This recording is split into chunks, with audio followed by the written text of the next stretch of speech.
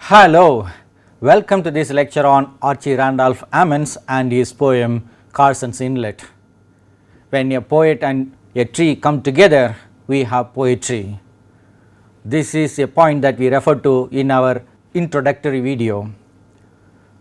R Ammons is an amazing poet on whose poetry I did my PhD. So, there is some personal connection with this poet for me. He has been a source of inspiration for me in many ways. Let us see the historical and literary context, see the life of Ammons briefly, and then discuss his talk on a poem is a walk briefly to understand the connection between a poem and a walk, then read some selected passages from this poem Corsons Inlet, offer our own linguistic and rhetorical analysis. Thereafter, we will have a syntactical analysis of a special line from this poem and then discuss how some kind of paradoxical reconciliation takes place in this poem, which is important for all of poetry. Here is a historical and literary context. In the early 20th century, poets had to travel to Europe to establish themselves as poets. The two world wars did not help poets much or poetry much. Many other concerns were there. More than poetry, people had to struggle for so many other things. In addition to these world wars, we have the economic depression of 1929, which affected everybody's life in the US, including little magazines which had to close down. The modernist poetry of Pound, Eliot, Hilda Doolittle and many others published in small magazines did not reach the whole of America. So, poets had to struggle to establish themselves. R Ammons, who was born in Whitewell, a place in North Carolina, too had to work hard as a school principal and then as a business executive in a glass factory before finding a comfortable position as a professor of poetry at Cornell University in 1965. Later on, he went on to win almost all prizes for poetry in the US. R Ammons was born in 1926, just before this economic depression, and then died in 2001. This Great Depression had affected Ammons' own life individually. They were living in a farm, and then during this period they had next to nothing to survive. They had to go through a lot of difficulties in their life. Later on, when he had a chance to participate in the Second World War, he went there, and when he was serving in the Navy, he had an enlightenment which is something great. Who actually makes a distinction between land and water? He was watching the waves reaching the shore and coming back. Who made this distinction? Is it God or something else? That is how he got interest in this creation stories. How did the world come into existence? He read widely about creation stories in the West and also in the East. And when he went to Wake Forest College, which is now a university, he majored in science and studied as much as he could on his own. When he explored the Eastern tradition, he found Lao Tzu and his philosophy, the Tao, to be close to his heart. In Tao's philosophy, we have water as a great symbol of humility. The reason is water will never go up, it will always flow down. And also he found something special about the importance of silence in Lao Tzu. Silence is considered to be eloquence in Tao's philosophy.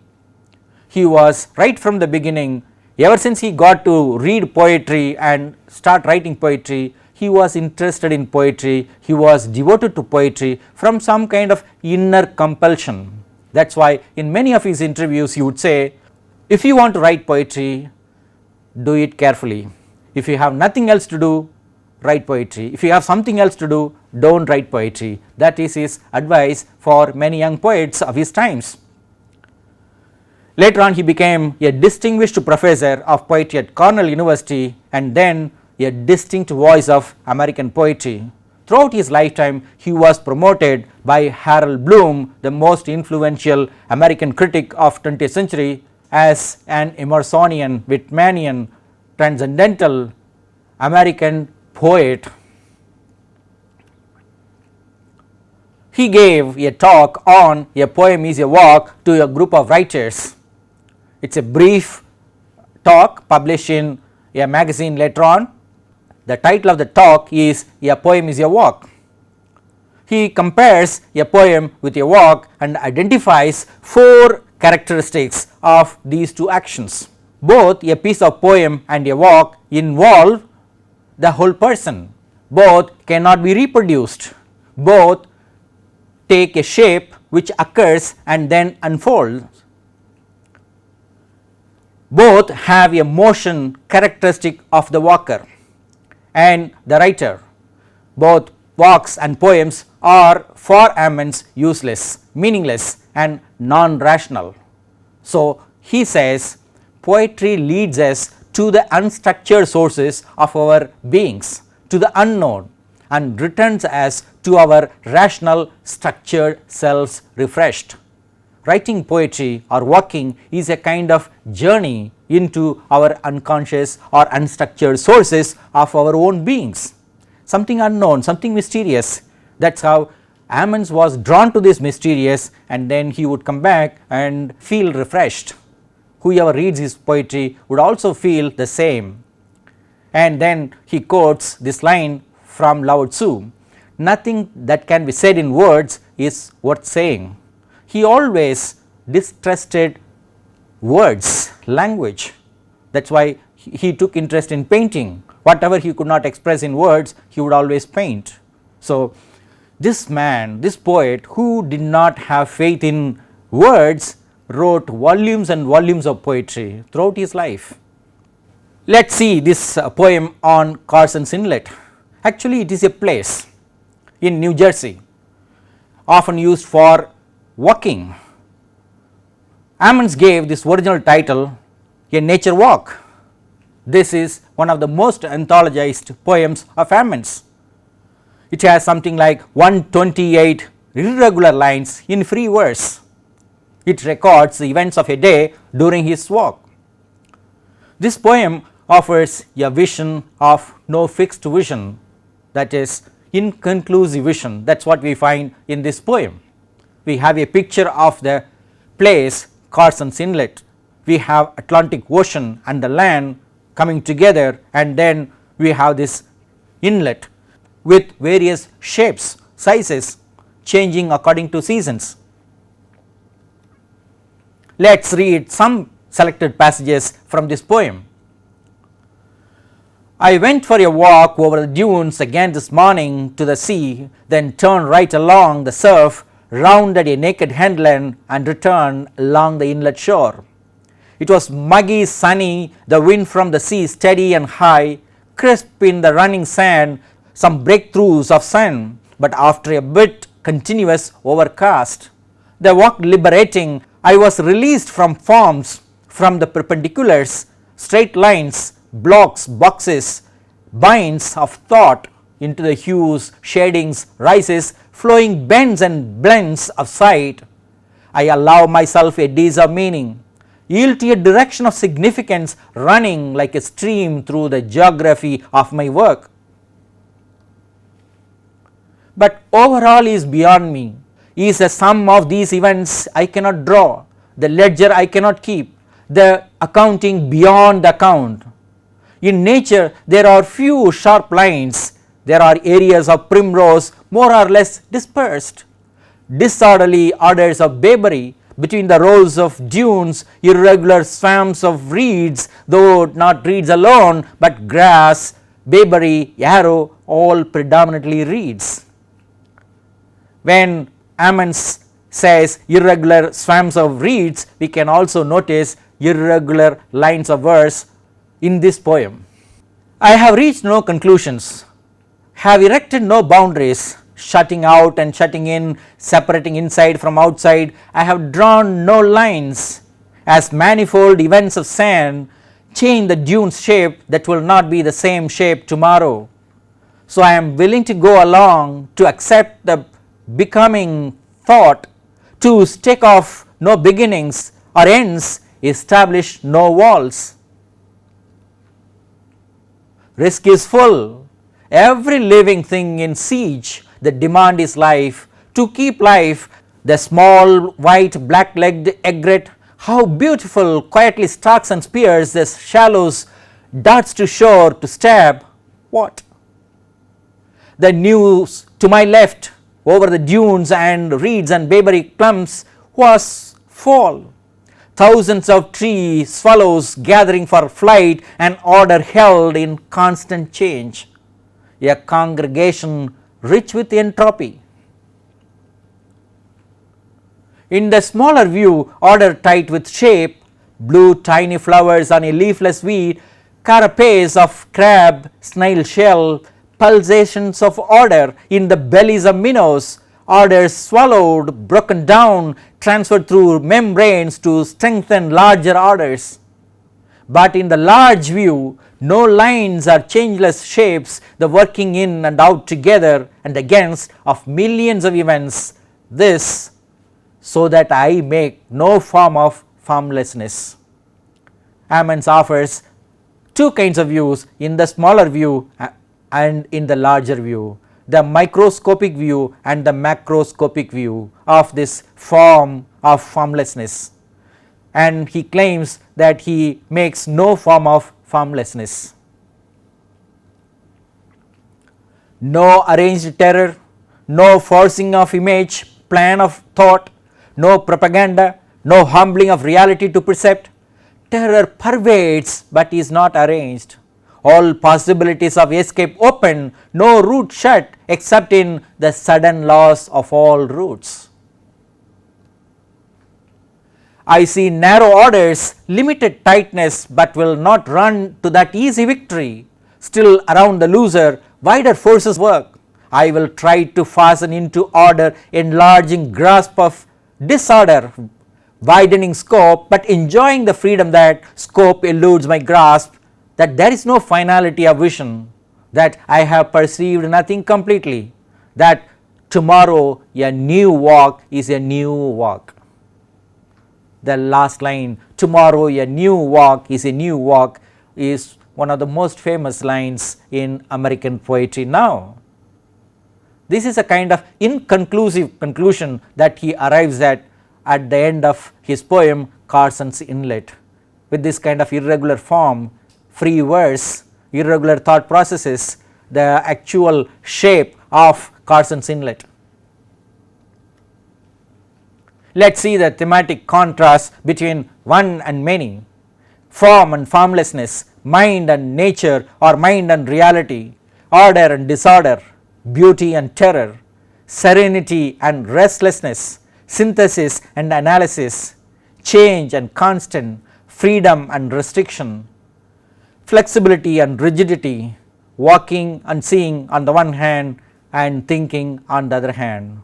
The poet walks on Corsons Inlet, and then as he walks his thought starts imagining, and then he gets some ideas to write this poem, and he wrote this poem in a short time in one sitting. That is what he said.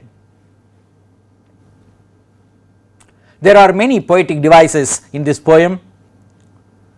Metonymy we find in Corsons Inlet. It is a place associated with walking, but it is used for thinking, perceiving about the whole cosmos, about the whole human existence. We have the metaphor of walk as a liberator. We have alliteration and assonance in this particular line, straight lines, blocks, boxes, binds. Similarly, we have in significance running like a stream. Significance running like a stream through the geography of my work.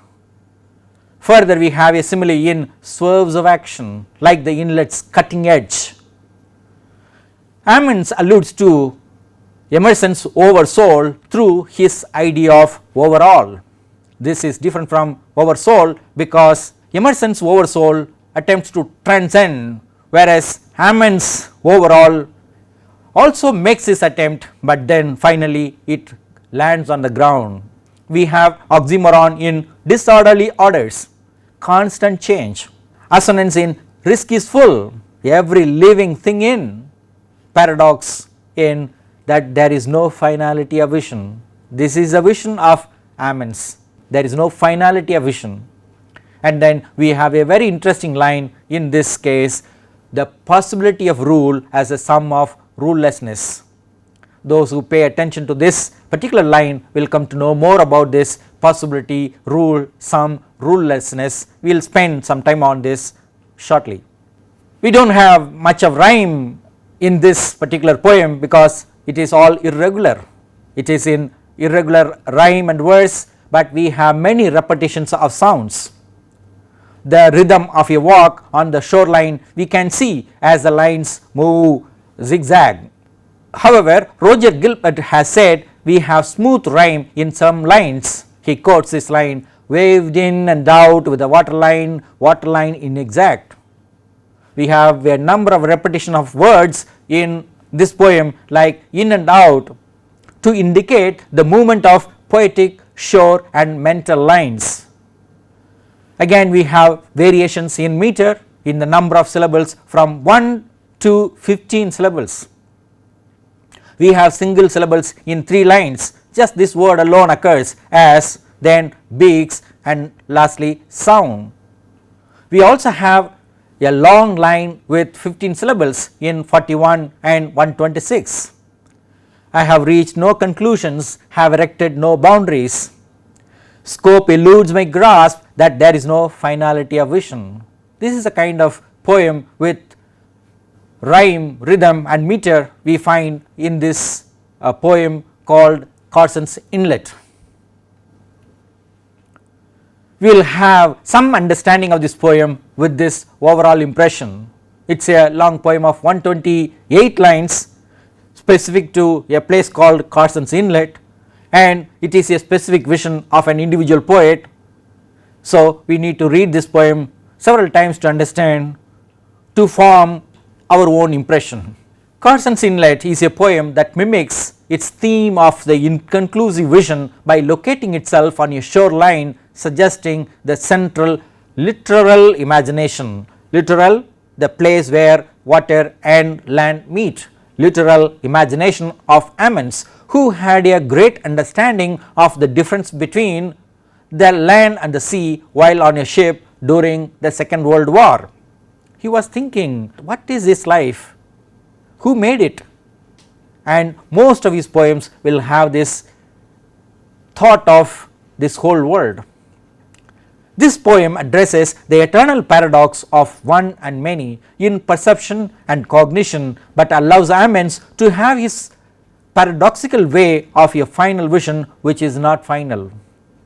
Is the world one or many? Is there a single religion or many religions? What are these different forms? Are they unified in one form or do they remain separately? This is a question, philosophical question for Ammons. That is why this theme of one and many is predominant throughout his works. This poem offers a liberating walk for the poet as well as for the reader. Once we go through this poem with a little interest, we will find we are also liberated from our own rigid vision of life or rigid views of life. This poem recognizes that risk is full, but then adds that the demand is life, not death. The poem presents both a smaller and a larger view of beauty and terror, but asserts that tomorrow a new walk is a new walk. Life keeps changing, time flows, nothing remains the same. That is why this kind of poetry is very important for us. During the course of my research, I had this insight, so we are offering a syntactical analysis of one particular line. See, a special line in this poem. That line is line number 92, the possibility of rule as a sum of rulelessness. We can consider this line a paradigmatic structure of paradox. the possibility of dash as the sum of dash. In these two dashes we can have many words like change, conclusion, root, motion, order, line, life, reality, freedom, vision, possibility, sum, and so on. We can also have a reversed structure like the sum of dash as the possibility of dash. So we can have some lines like this, the sum of rule as a possibility of rulelessness. The interchangeable words are applicable here as well. So in these normal word order that Ammons has given and the reversed order we have proposed, we can have these different variations like the possibility of motion as a sum of motionlessness, or the sum of life as a possibility of lifelessness. We can endlessly create so many sentences. That is why words are tricky, and after all the poet is making an attempt to reconcile various contradictions in life. Let us come to this paradoxical reconciliation. The possibility of rule as a sum of rulelessness. This line has content words like possibility, rule, sum, rulelessness. Then we have to ask this question, what is the role of the structure words like as and of? We posit that they also indicate implicit and explicit comparisons. Hence we have a line like the possibility is rule and the sum is rulelessness. Further we can have another line like this, the possibility of rule as the sum of rulelessness. It means that the possibility of rule is the sum of rulelessness. Thus the paradigmatic structure, which is true poetry and imagination according to Coleridge, reconciles all contradictions. Actually Ammons quotes Coleridge in his essay on A Poem is a Walk and says that Coleridge has given one of the best ideas on reconciliation as the function of poetry. So we can say imagination is the creator and destroyer of all paradoxes. That is why I have a sentence, mind is the mound of all paradoxes. To summarize, we can say that Ammons lived at a time when poets had to go to Europe to establish themselves as poets, but Ammons, being born in North Carolina, had to contend with himself with whatever little magazines he got. He was able to become a professor of poetry at Cornell University in 1965 and then become one of the greatest poets of 20th century in America. In his talk on A Poem is a Walk, he was able to describe the connections between a poem and a walk. We read some selections of this poem Corsons Inlet and analyzed the poem linguistically and rhetorically. We offered a syntactical analysis with reference to one particular line, saying that that is a paradigmatic sentence for paradox, and this kind of paradoxical reconciliation is at the heart of poetry according to Ammons and also to the great critic Coleridge. We have some references.